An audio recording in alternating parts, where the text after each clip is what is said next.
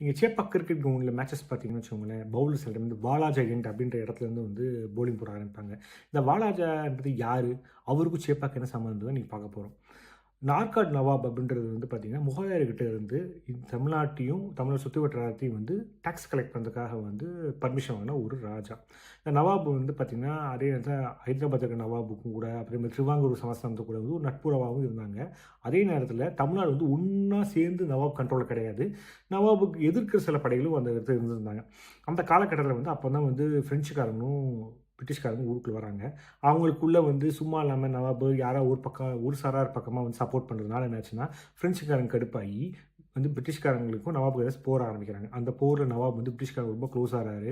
அதனால் வந்து 2 பேரும் சேர்ந்து ஃப்ரெஞ்சுக்காரன் அடித்து வந்து இந்தியா விட்டுமே வந்து அனுப்பிட்டாங்க. இந்த க்ளோஸ்னஸ்னால என்னாச்சுன்னா அவர் கொஞ்சம் கொஞ்சமாக ஒரு உரிமைகளை வந்து விட்டு கொடுக்க ஆரம்பித்தார்.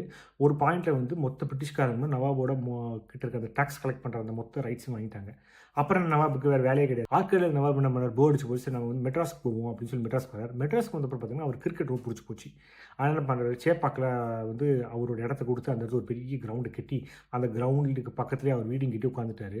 கிரிக்கெட்டை கூட நிறைய விளையாடுவார் பிரிட்டிஷ்காரன் கூட. அதனால அவர் நினைவாக தான் பார்த்தீங்கன்னா வந்து வாலா ஜெயண்ட் அப்படின்னு சொல்லி நம்ம சேப்பாக் கிரவுண்டில் ஒரு இடத்த வந்து குறிச்சு வச்சுருக்காங்க. இப்போவும் பார்த்தீங்கன்னா வந்து இந்தியாவிலே வந்து பிரின்ஸ் அப்படின்னு போடக்கூடிய பர்மிஷன் ஒரு சில பேரில் வந்து பிரின்ஸ் ஆஃப் ஆர்காடும் இருக்கார்.